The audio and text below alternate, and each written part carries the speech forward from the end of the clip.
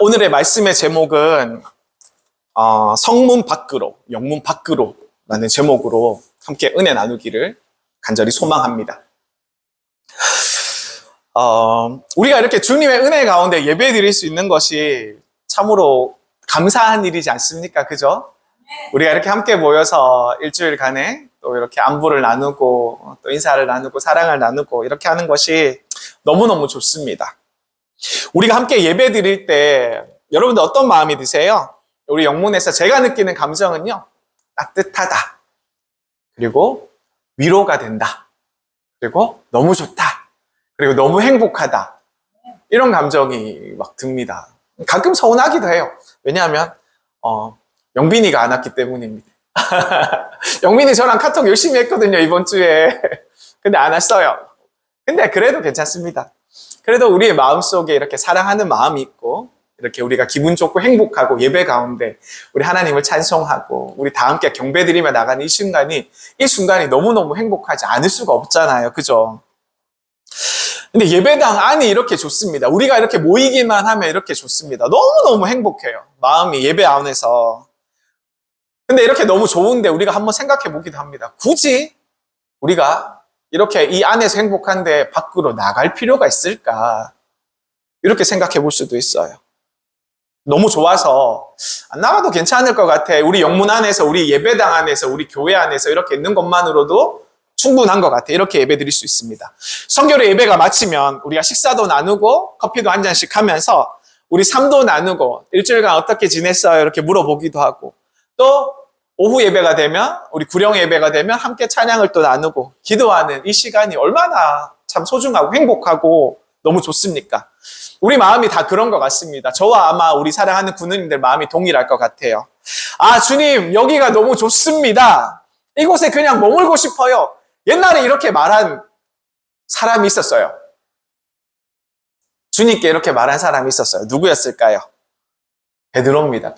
베드로가 우리 주님께, 예수님께서 변화산에서 영광스럽게 예수님께서 변화되실 때 베드로가 이렇게 얘기했습니다. 주님, 여기가 좋사오니, 주여 여기가 좋사오니 초막 셋을 짓고 여기서 삽시다. 이렇게 베드로가 이렇게 얘기했습니다.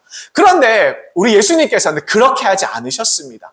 예수님께서는 변화산에서 영광스럽게 변화된 그 산에서, 하나님의 영광이 가득한 그 산에서 머무르지 않으셨어요. 산 아래로 예수님께서는 내려오셨습니다. 왜 그렇게 하셨을까요? 왜 예수님께서는 그 영광스러운 그 산에서 땅 가운데로 내려왔을까요? 그것은 바로 사람들이요, 고통받는 영혼들이요, 그리고 복음을 기다리는 영혼들이요, 바로 산 아래에 있었기 때문입니다. 우리가 따뜻함을 느끼는 이 우리 사랑하는 구세군 문경 영문, 우리 공동체는 이 세상 어느 곳과 비교할 수 없을 정도로 너무나도 귀하고 따뜻하고 행복이 넘치는 소중한 축복의 우리들의 공간입니다. 세상에서 이렇게 따뜻하고 너무 사랑이 넘치는 우리 구세군 문경 영문이 제가 비교할 때는, 제가 생각할 때는 세상의 어떤 영문과 어떤 교회와도 바꿀 수 없어요. 너무너무 행복하고 너무너무 좋은 곳이기 때문입니다. 그러나 이 은혜를, 이곳에서 넘치는 은혜를 우리들 안에서만 누려서는 안 될 줄 믿습니다. 오늘의 설교 제목처럼 우리는 성문 밖으로, 그리고 영문 밖으로 나가야 될 이유가 있기 때문입니다. 그 이유를 오늘 말씀을 통해서 함께 나누기를 간절히 소망합니다. 예수님은요, 영문 밖으로 나가셨습니다. 히브리서 기자는 이렇게 얘기합니다. 히브리서 13장 12절 13절 오늘 본문의 말씀에 예수도 자기의 피로써 백성을 거룩하게 하려고 성문 밖에서 고난을 받으셨느니라. 그런즉 우리도 그의 치욕을 짊어지고 영문 밖으로 나가자. 이렇게 말씀하고 있습니다. 예수님께서 이 말씀을 얘기하죠. 예수님께서 어디서 고난을 받으셨다고 하고 있습니까? 성문 밖에서 고난을 받았다고 합니다. 성문 밖입니다. 이 구절은 단순하게 우리에게 장소에 대해서만 의미하고 메시지를 전달하는 것이 아닙니다. 여기에서는 깊은 신학적인 의미와 복음의 핵심이 여기 숨겨져 있습니다.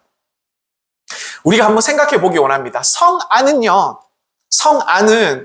이렇게 성 안에 있는 것은 너무너무 안전한 것을 얘기합니다. 안전한 곳, 성 안은 안전하죠. 그리고 성 안은 또 어떻게 생각해 볼 수 있냐면 종교적인 공간. 우리 믿는 사람들에게 아니면 이 이스라엘 시대를 생각할 때 이 예수님께 대한, 이 하나님께 대한 종교적으로 이렇게 탁 뭉쳐져 있는 그런 공간. 그리고 하나님의 제사가 이루어지는 곳. 이 성문 안은요. 그리고 말하자면 한마디로 또 정의할 수 있습니다. 거룩한 곳이라고 이렇게 이야기를 할 수 있습니다. 그렇게 여겨지는 곳이죠. 근데 반면에 성 밖은요. 반면에 성문 밖은 어떤 곳이냐면 부정한 곳, 그리고 죄인들의 자리, 그리고 버려진 자의 공간이 되는 곳을 성 밖이라고 할 수 있는 것입니다. 우리가 이 말씀을 나누면서 레위기 16장의 말씀을 좀 끄집어보고 싶어요. 레위기 16장에 보면 어떤 말씀이 적혔냐면 이 레위기 조금 딱딱한 말씀이죠. 그러나 우리가 함께 나눌 때 큰 은혜가 되는 그런 말씀입니다. 우리가 공부하고 묵상하고 묵상할수록 이 레위기가 어떻게 신약하고 잘 연결되어 있는지 알면 할수록 너무너무 은혜가 되는 그런 장면입니다. 16장에는 특별히 속죄일에 대해서 잘 기록하고 있습니다. 레위기 16장에서는요, 속죄일에 대한 기록이 아주 상세하게 나와 있어요. 대제사장은요, 이 속죄일에 제사를 하기 위해서 속죄일을 맞이하여서 염소를 2마리를 준비합니다. 염소 1마리가 아니고 염소 2마리를 준비해요. 그리고 그 염소를 제비를 뽑아요. 이 염소를 어떻게 사용할지에 대해서 제비를 뽑습니다. 어떤 일을 사용할지 염소 2마리를. 그리고 1마리는 어떻게 되냐면 제사장이 깨끗함을 얻기 위해서, 제사장이 속죄함을 얻어서 하나님께 나가기 위해서, 그를 위해서 하나님께 드려지는 속죄제의 제물으로 이 1마리의 양을 잡습니다. 잡아서 하나님께 제물로 이렇게 올려드립니다. 그리고 다른 한 마리는 아사셀의 염소라고 이렇게 부릅니다. 이 아사셀의 염소는 죽이지 않아요. 제사를 지내기 위해서 죽이지 않습니다. 어떻게 하냐면요, 이 아사셀의 염소를 이렇게 1마리를 제사를 드리고 나서 남은 1마리를 아사셀의 염소라고 지칭하면서 이스라엘의 모든 백성들의 모든 더러운 죄를 염소에게 안수합니다. 염소에게 손을 얹고 온 이스라엘의 죄를 염소에게 이렇게 다 증가시키는 거예요. 전가시키는 거죠. 그리고 이 염소를 어떻게 하냐면 거기서 죽이지 않고 이 염소를 광야로 내보냅니다. 즉 무슨 뜻이냐면 성문 밖으로, 명문 밖으로 이렇게 염소를 내버리는 거예요. 제가 이 말씀 이해하지 못할 때는 이 염소가 자유함을 얻어서 이렇게 풀어주는가 보다 이렇게 생각했는데 그게 아니에요. 죄와 더러움을 사람들의 모든 죄와 더러움을 염소에게 전가시켜서 이 염소를 성 밖으로 내보내는 겁니다. 광야로 내쫓는 거예요. 이것은요, 뭘 의미하냐면요, 이스라엘 날씨가 어떻습니까? 안 가봤지만 우리는 잘 알고 있지 않습니까? 날씨가 굉장히 뜨겁습니다. 굉장히 뜨겁습니다. 이 뜨거운 곳의 특징은 물이 없어요. 물을 발견하기가 너무 어려워요. 그래서 이 염소를 바깥에 풀어두면 물이 없어서 굶어 죽기가 너무너무 쉽습니다. 굶어 죽을 수가 있어요. 물이 없어서 목말라 죽을 수가 있어요. 그리고 밤에는 어떻습니까? 밤에는 너무너무 춥습니다. 이 추워서 또 얼어 죽을 수가 있는 것입니다. 그리고 먹을 것이 없어서 이 배고파서 죽을 수밖에 없는 그런 환경들이 널리고 널렸습니다. 그리고 이 광야는 어떠냐면요, 광야는 무섭습니다. 사나운 들짐승이 많이 있어요. 이 광야에는 야생의 여우들이 있고요, 그리고 들개들이 있고, 그리고 하이에나가 있고, 그리고 표범이 있고, 사자들이 있어서 이 야생 짐승들에게 먹이가 되어서 죽을 수밖에 없는 것입니다. 이 아사셀의 염소, 죄의 전가를 받은 이 아사셀의 염소의 운명이 그렇습니다. 죽을 수밖에 없다는 거예요. 성문 밖에서 나가서 죽을 수밖에 없는 거예요. 근데 중요한 것은 바로 이것입니다. 예수님께서요, 신약으로 돌아와서 예수님께서 신약에서 이 아사셀의 염소가 되어서 우리를 위해서 돌아가셨다는 것입니다. 죽으셨다는 것이죠. 십자가에 위해서. 예수님께서는 우리의 죄를 대신하여서 짊어지시고 거룩하고 안전한 성 안이 아니라 부정하고 위험한 성 밖에서 고난을 받으시고 돌아가셨습니다. 예루살렘 성 안에는 누가 살았을까요? 한번 생각해 보세요. 부유한 사람들이 성 안에 살았습니다. 예전에 우리나라에서도요, 한번 생각해 보세요. 옛날에 서울, 한양 안에 4대 성문 안에서 누가 살았냐 하면 양반들이 살았어요. 돈 있고 학식 있고 잘 나가던 그런 분들이 성문 안에서 살았습니다. 그리고 4대 성문 밖에서는요, 상민들이 살았어요. 배운 것 없고 가진 것 없는 그런 힘들고 어려운 사람들이 성 바깥에서 살았습니다. 예루살렘도 마찬가지였습니다. 예루살렘 성 안에서는 그 당시에 잘 나가는 사람들만이 성 안에서 살아갈 수가 있었어요. 예루살렘 성 바깥에서는요, 밀려난 사람들, 병에 걸려서 아픈 사람들, 그리고 문둥병에 걸려서 쫓겨난 사람들, 그리고 죄수들, 그리고 빚진 자들, 소외되고 밀려난 사람들이 예루살렘 성문 밖에서, 그것도 예루살렘 성 밖에서 골짜기 같은 곳에서 모여서 살 수밖에 없었다는 겁니다. 예수 그리스도의 피 묻은 십자가는요, 예수 그리스도께서 지신 피 묻은 십자가는 예루살렘 성문 밖 골고다 언덕 위에서 세워졌던 것입니다. 예수 그리스도께서 우리의 죄를 대신해서 우리의 죄를 짊어지시고 그 속죄의 제물이 되셔서 우리의 모든 더러움을 다 지시고 죄를 다 지시고 밖으로 나가셨기 때문입니다. 밖으로 나가셨기 때문입니다. 우리 구세군의 DNA는 우리 사랑하는 우리 구세군의 DNA는 밖으로 나가는 교회에 있는 줄 여러분들 믿으시길 바랍니다. 우리 구세군은 처음부터 바깥에서 시작했어요. 처음부터 우리 구세군은 거리에서 시작되었습니다. 윌리엄 부스와 캐서린 부스가 그 당시에 멋진 예배당보다 냄새나고 쓰레기가 있던 지저분한 시장 골목에서 그곳에서 복음을 전하는 것을 더 사랑했던 사람들입니다. 교회의 거룩한 성가대보다는요, 술집 앞에서 드려지는 거리의 찬양대를 더욱더 기뻐하고 더욱더 즐겨했던 것이 그게 바로 우리 구세군이지 않습니까? 우리의 DNA는, 우리의 안에 있는 원래의 모습은 밖으로 나가는 교회입니다. 영문 밖에서 나가는 구세군의 교회가 원래 이런 모습이라는 것을 여러분들 기억하기 원합니다. 우리는요, 구세군인으로서 하나님께 은혜를 받은 사람이고 하나님께 사명을 받은 사람들입니다. 이제 영문 밖으로 우리가 나가야 되는 그런 사람들이에요. 많은 분들이 얘기합니다. 이렇게 밖으로 나가기 전에 두렵지 않아요? 밖으로 나가는 거 쉽지 않습니다. 저는 힘이 들어요. 저는 사람들을 만나는 게 무서워요. 복음을 들고 밖에 나가서 거절당하는 게 너무 무서워요. 제 짐이 너무 무겁고 힘들기 때문에 발걸음이 너무 떨리는 것이 사실입니다. 이렇게 얘기합니다. 우리 모두는. 그러나 여러분들 기억하십시오. 아사셀의 염소가 우리의 죄를 지고 광야로 나갔던 것처럼 우리 주님께서 우리의 짐을 대신 지시고 밖으로 나가셨습니다. 그리고 우리에게 말씀하시죠. 요한복음 11장 28절에 이렇게 얘기합니다. 내 짐을 내게 맡겨라. 우리 예수님께서 우리의 짐을 대신 져 주신다고 내 짐을 내게 맡기라 이렇게 말씀하셨습니다. 우리의 짐을 내려놓기만 하면 성령님께서 우리 안에 거하시고 우리와 함께 계시면서 우리의 입에 우리가 해야 할 복음을 담아주신다는 것입니다. 누가복음 12장 12절에 이렇게 말씀하십니다. 마땅히 할 말을 성령이 그때에 너희에게 가르치시리라 이렇게 말씀하십니다. 사랑하는 우리 군우님들, 복음을 전하는 일이 우리 삶에서 너무나도 고귀한 일인 줄 우리는 너무나도 잘 알고 있습니다. 그러나 마음을 열고 정직하게 우리가 고백을 해보면요, 너무너무 두렵습니다. 지금 전도하는 거 세상에 전도가 너무 쉬워요. 전도하는 게 너무너무 행복합니다. 이렇게 얘기하시는 우리 군우님들 계시나요? 그런 분이 계셨으면 좋겠습니다. 근데 사실요, 저도 너무 무서워요. 전도가 나가기가. 매번 이렇게 한번 나가지만 거절을 한번 맞고 돌아오면 마음이 확 꺾여버립니다. 그리고 두 번 다시 이렇게 얘기하고 싶은 용기가 잘 안 생겨요. 또 기도하고 무장하고 나가야 되지. 어떻게 말을 꺼내야 되지? 내가 뭔가 잘못하면 어떤 상처를 줄까봐 겁이 납니다. 그리고 거절당하면 괜히 자존심도 꺾여가지고 마음이 꺾여서 막 다시 나가기가 싫어요. 이게 우리 마음이지 않습니까? 이런 마음들 여러분들 다 이해하시죠? 제 마음이 그래요. 그러나 오늘 성경은 우리에게 분명히 말씀하십니다. 그때에 성령께서 너희에게 할 말을 가르치시리라. 아멘.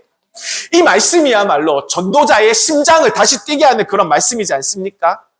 아사셀의 용소는요, 혼자 광야에 버려졌습니다. 그러나 우리는 혼자가 아니에요.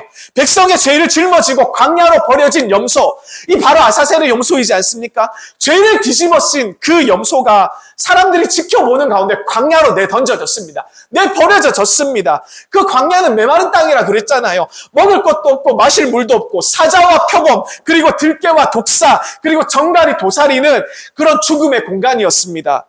그곳에서 죽을 수밖에 없어요. 찢겨지고 배가 고파서 때로는 목이 말라서 죽을 수밖에 없는 아사셀의 염소입니다. 우리의 죄 때문에 버려진 존재이지 않습니까? 그 광야에는요, 하나님이 없는 자들의 최후를 보여주는 그런 장소가 되는 것입니다.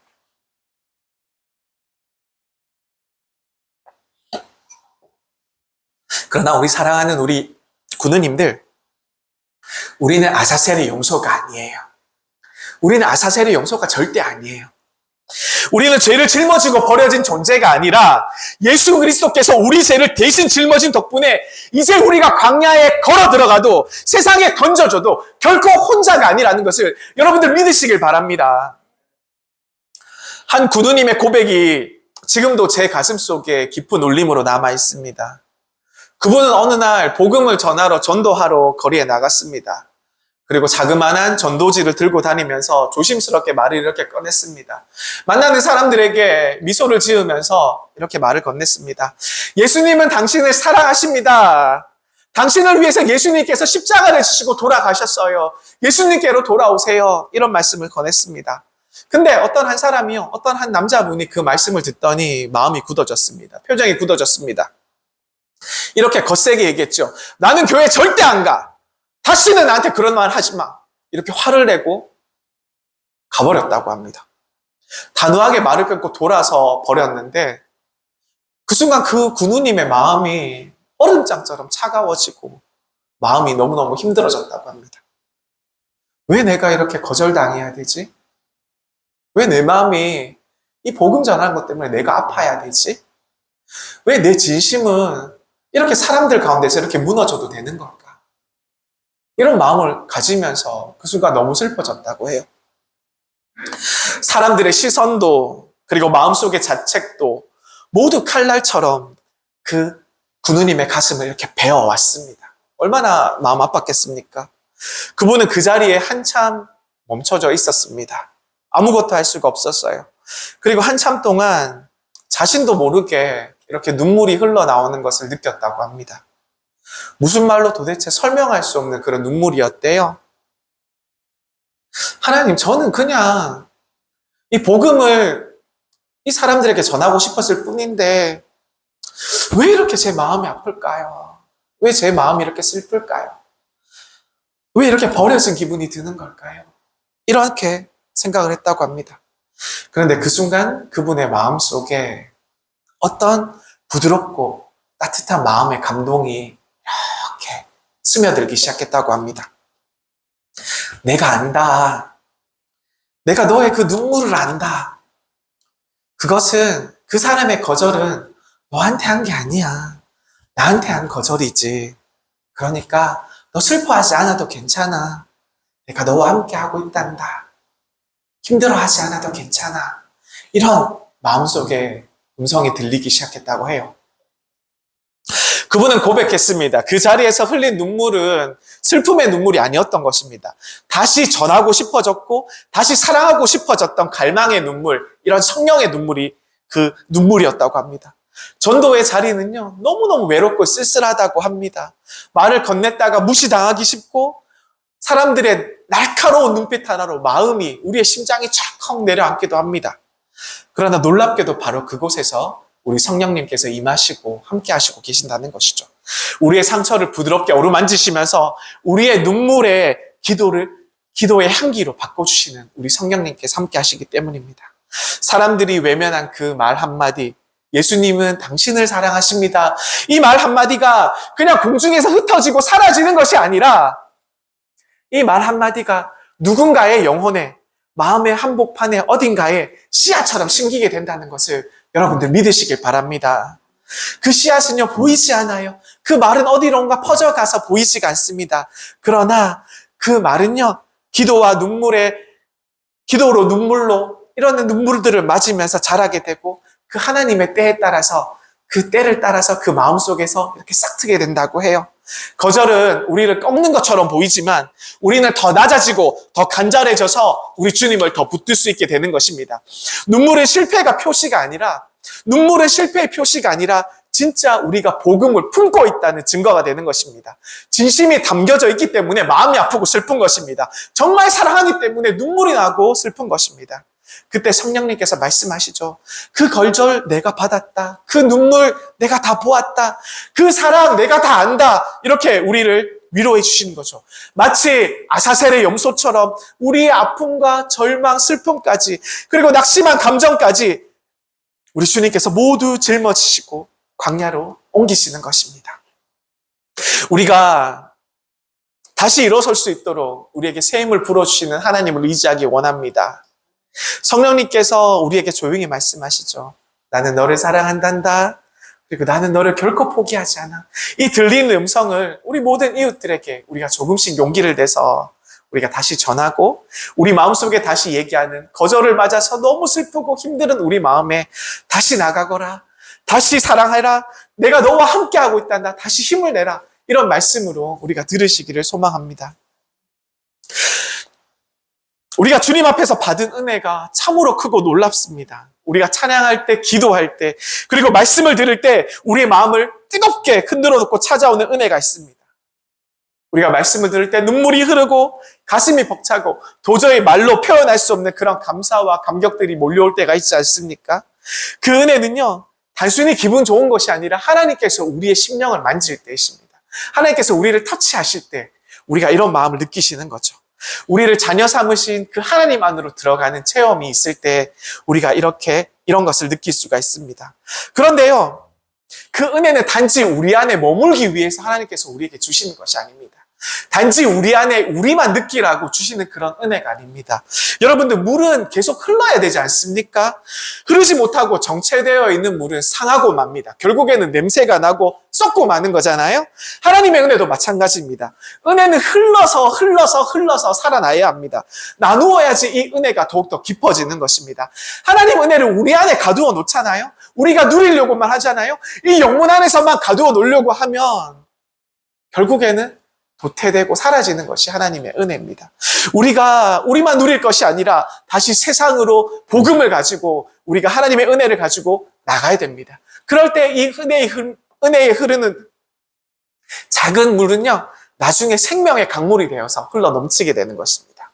복음을 들고 나가는 발걸음들마다 그 은혜가 퍼지고 또 다른 생명을 일으키시는 것을 여러분들 믿으시길 바랍니다. 은혜 받은 자는요, 은혜 받은 사람들은 이 자리에서 머물 수가 없어요. 이 자리에 가만히 서서 하나님의 은혜를 그것으로만 충분하다고 이야기하면서 머무를 수가 없는 것입니다.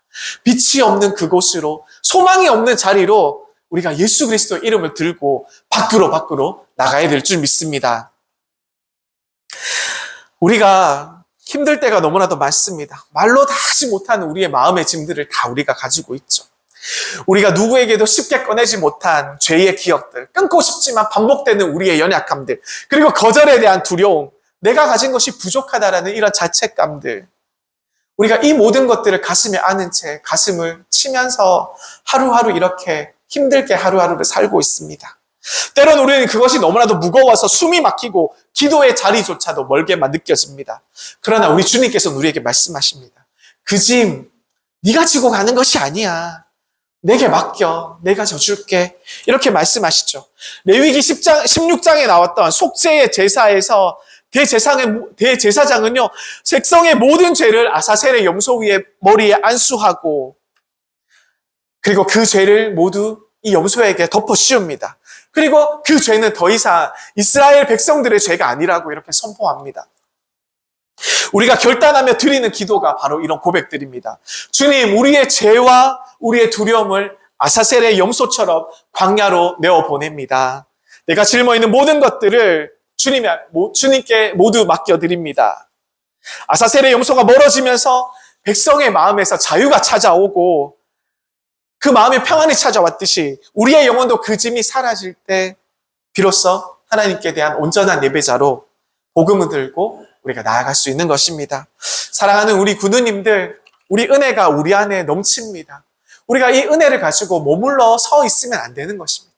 우리가 이곳에서만 좋다고 이곳에만 머무르면 안 됩니다. 머무르면 썩지만 나아가면 꽃을 피우게 됩니다. 우리 아사셀의 염소를 기억하기 원합니다. 백성의 모든 죄를 짊어진 채 광야로 보내진 이 아사셀의 염소는요, 우리에게 놀라운 진리를 보여줍니다. 죄를 정결하게 은혜는 단지 성문함에서 이루어지지 않습니다. 하나님이 그 죄를 짊어진 염소를 성문 밖으로, 영문 밖으로 내보내잖아요. 그것은 단지 염소 한 마리의 이동을 얘기하는 것이 아니라 죄의 정가와 완전한 분리를 하나님께서 말씀하시는 선포입니다. 예수 그리스도께서 우리를 위하여서 죽임을 당하셨습니다. 성문 밖에서 고난을 당하시고 영문 밖에서 고난을 받으시고 죽으셨습니다. 그분의 피가, 성문 밖에서 흘려셨던 그분의 피가, 그분의 십자가가 우리를 정결하게 하셨습니다. 이제 우리는 그 은혜로 새롭게 되고 새로운 생명으로 거듭났습니다. 그렇다면 우리는 이 은혜를 가지고 우리 예수님처럼 세상 밖으로 나가야 될 줄 믿습니다. 우리의 받은 은혜를 이 영몸 안에만 둘 수가 없어요. 뜨거운 기도 속에 묶어둘 수가 없습니다. 우리가 우리 안에 정체되어 있던 신앙이 아니라 우리가 많은 사람에게 다가가는 은혜의 움직임으로 우리의 표현들을 고백하면 좋겠습니다. 너희가 은혜를 받았으니 은혜를 전하라는 우리 주님의 말씀을 기억하면서 예수님께서 이 말씀을 하실 때에, 우리 마음속에 찾아오셔서 우리 마음속에 이 말씀을 전하실 때에 우리는 선택해야 될 것입니다. 이 감동과 이 감격을 우리 마음속에만 가둘 것인가, 아니면 세상 속으로 흘려보낼 것인가. 주님의 은혜로 덮인 이 심령을 가지고, 이 복된 소식을 가지고 영문 밖으로, 세상 밖으로 나가시길 원합니다. 우리의 오늘의 이 결단이 주님의 능력이 이 우리의 연약함을 덮고 주님의 위로가 우리의 눈물을 닦으며 주님의 사랑이 우리의 발걸음을 일으켜 줄 줄 믿습니다.